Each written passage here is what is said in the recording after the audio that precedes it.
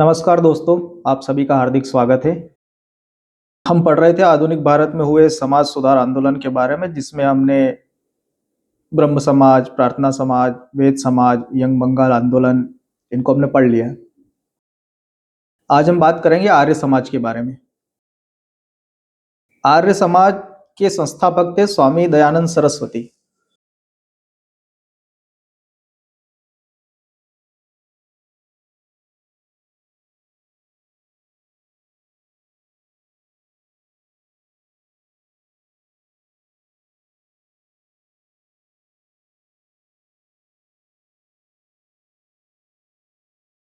स्वामी दयानंद सरस्वती ने आर्य समाज की स्थापना करी और स्वामी दयानंद सरस्वती का जन्म होता है 1824 ईस्वी में गुजरात में। गुजरात के मोरबी में हुआ था इनका जन्म और बचपन का नाम इनका मूल शंकर था।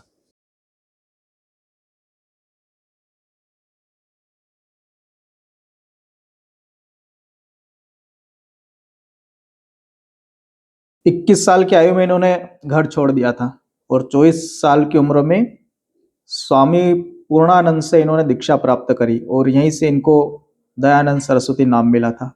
तो इनके जो गुरु थे वो स्वामी पूर्णानंद।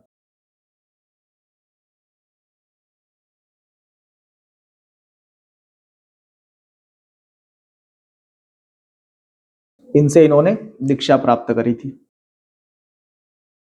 फिर स्वामी विरजानंद से इन्होंने वेदों का अध्ययन किया है और इन्हीं से वेदों के प्रचार करने और समाज सुधार करने की प्रेरणा इनको मिली है। तो अगर आर्य समाज की प्रेरणा की अगर बात करें तो स्वामी विरजानंद से मिली, क्योंकि इन्हीं की प्रेरणा से इन्होंने वेदों का प्रचार प्रसार किया, वेदों की शिक्षाओं का प्रचार प्रसार किया। तो इनके जो वेद अध्ययन कराने वाले गुरु थे वो थे स्वामी विरजानंद।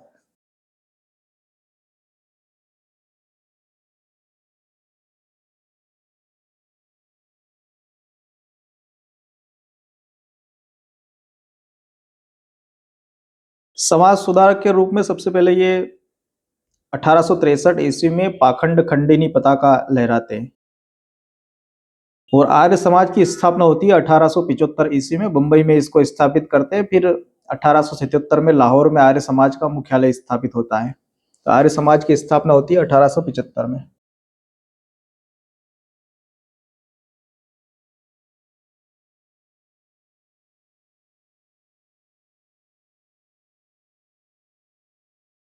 कहाँ होती है? मुंबई को पहले बम्बई कहा जाता था और 77 में लाहौर में इसका मुख्यालय बनता है।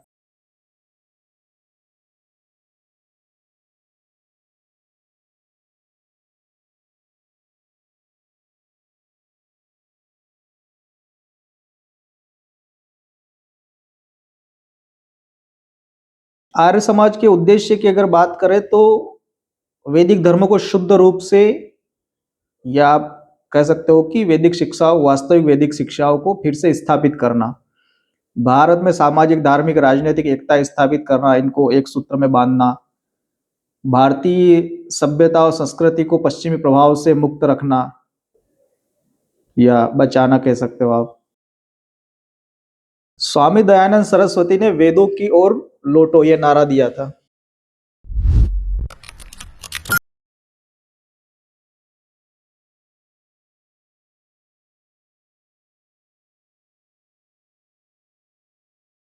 क्योंकि इनका कहना था कि वेदों में हिंदू धर्म का वास्तविक ज्ञान है, तो हमें वापस वेदों की तरफ लौटना चाहिए। इन्होंने वेदों को ईश्वरीय ग्रंथ, शाश्वत, अपरिवर्तनीय और हिंदुओं का सर्वोच्च धार्मिक पुस्तक माना है वेदों को। आत्मा की अमरता को स्वीकार किया है। इनका मानना था कि आत्मा अमर है और जीव का पुनर्जन्म होता है। इन्होंने अवतारवाद, मूर्ति पूजा, पशु बलि, कर्मकांड, धार्मिक यात्राएं, इनका विरोध किया है स्वामी दयानंद सरस्वती ने, और एकेश्वरवाद का समर्थन किया है। इसके अलावा इन्होंने गुणों पर आधारित वर्ण व्यवस्था का भी समर्थन किया है।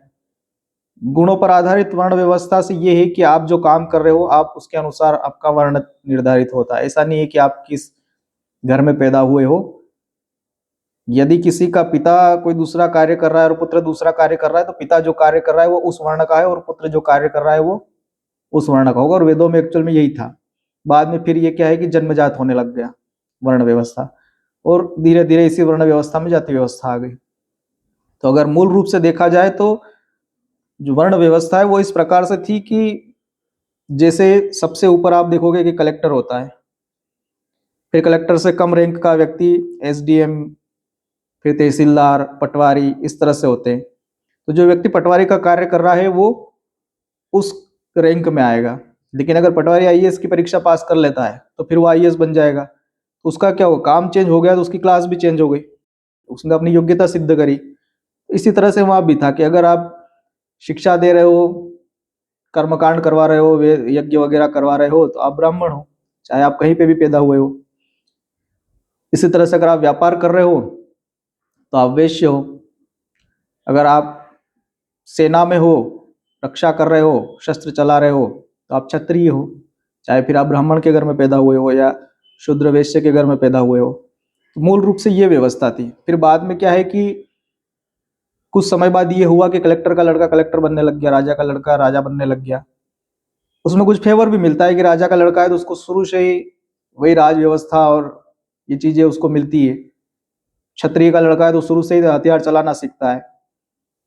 लेकिन मूल रूप से ये है कि जिसको हथियार चलाना आ रहा है, जो रक्षा कर सकता है, जो सेना में है, वो क्षत्रिय है।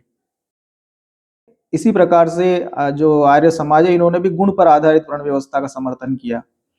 इन्होंने शूद्रों और स्त्रियों को भी वेद पढ़ने के योग्य बताया कि ये वेद पढ़ सकते हैं, यज्ञोपवीत धारण कर सकते हैं। इसके लिए उन्होंने आंदोलन भी चलाया कि शूद्रों और स्त्रियों को वेद पढ़ने से नहीं रोक सकते हो, आप यज्ञोपवीत से नहीं रोक सकते हो। इसके अलावा इन्होंने विधवा पुनर्विवाह, अंतरजाति विवाह का समर्थन किया है, ताकि जाति व्यवस्था समाप्त हो अंतरजाति विवाह से। विवाह की अगर बात करें तो इन्होंने विवाह के लिए जो न्यूनतम उम्र होती है वो लड़कियों के लिए कम से कम 16 वर्ष होनी चाहिए न्यूनतम आयु, और लड़कों के लिए कम से कम 25 वर्ष होनी चाहिए। वैदिक शिक्षा के अनुसार देखो तो आप 25 साल तक ब्रह्मचार्य का जीवन रहता है, उसके बाद गृहस्थ चालू होता है। छुआछूत, जाति भेदभाव, पर्दा प्रथा, बाल विवाह, बहुविवाह, इसका भी इन्होंने विरोध किया है और स्त्रियों की शिक्षा का समर्थन किया है।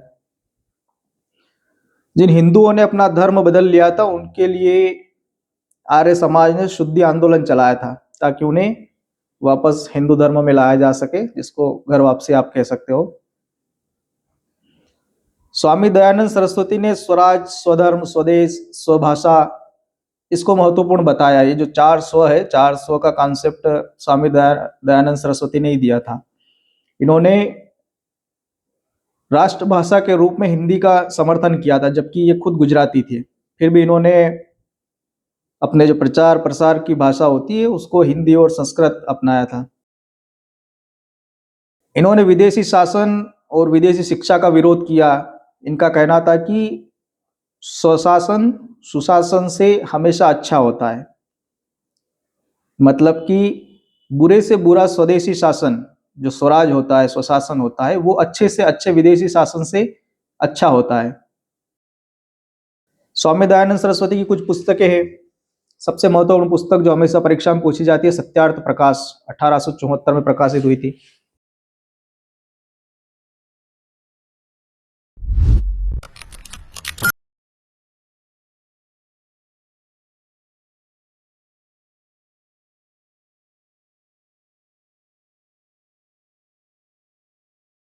और इसकी खासियत यह है कि ये मूल रूप से हिंदी में प्रकाशित हुई है।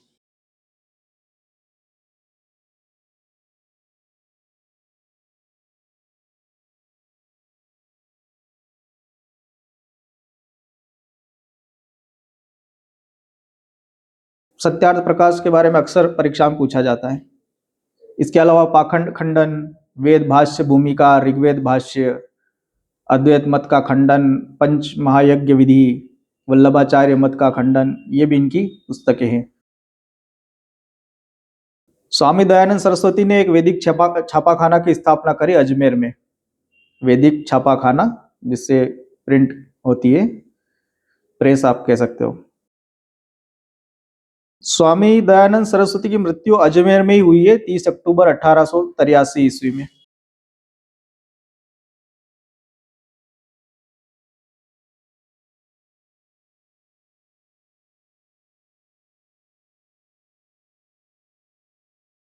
इसमें कहा जाता है कि जोधपुर के राजा जसवंत सिंह द्वितीय के यहाँ पर कोई वेश्या थी नन्ही बाई, उसने स्वामी दयानंद सरस्वती जी को जहर दे दिया था, इससे उनकी मृत्यु हुई थी। स्वामी दयानंद सरस्वती की मृत्यु के बाद आर्य समाज में दो वैचारिक गुट हो गए थे, दो गुटों में ये बढ़ गया था। और विरोध इस बात का था कि पश्चिमी शिक्षा को स्वीकार किया जाए या नहीं किया जाए। और भोजन के मामले में ये था कि मांसाहार की अनुमति दे या न दी जाए, इसको लेकर के दो गुट बन गए थे। अब इन गुटों में जो पाश्चात्य शिक्षा का समर्थक था, जिसमें लाला लाजपत राय, हंसराज, ये लोग थे इस गुट में, इन्होंने 1886 में लाहौर में एंग्लो वैदिक स्कूल की स्थापना करी।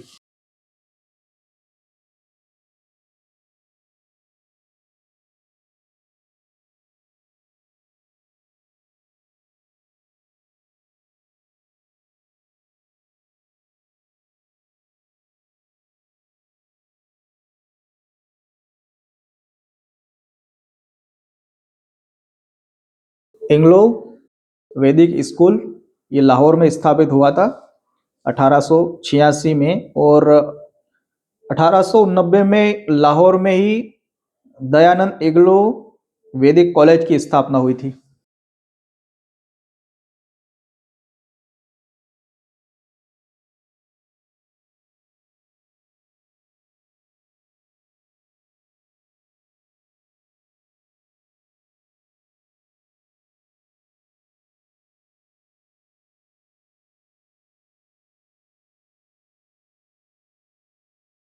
ये दोनों लाहौर में थे और ये पाश्चात्य शिक्षा के समर्थक थे ये लोग, इन्होंने इसकी स्थापना करी थी।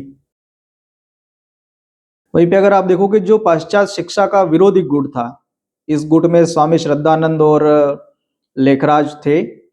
इन्होंने 1902 ईस्वी में गुरुकुल कांगड़ी की स्थापना करी थी हरिद्वार में।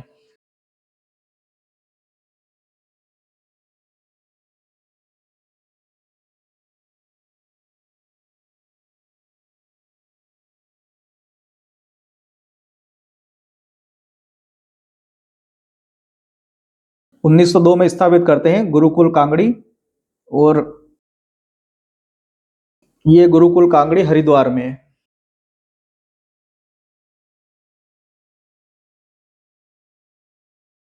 हरिद्वार में इसको स्थापित किया गया था और ये पाश्चात्य शिक्षा का विरोधी गुट था। स्वामी दयानंद सरस्वती को उत्तर भारत का हिंदू लूथर कहा गया है। और स्वराज, स्वदेशी, नमस्ते, ये शब्द सबसे पहले दयानंद सरस्वती जी ने ही प्रयोग में किए थे।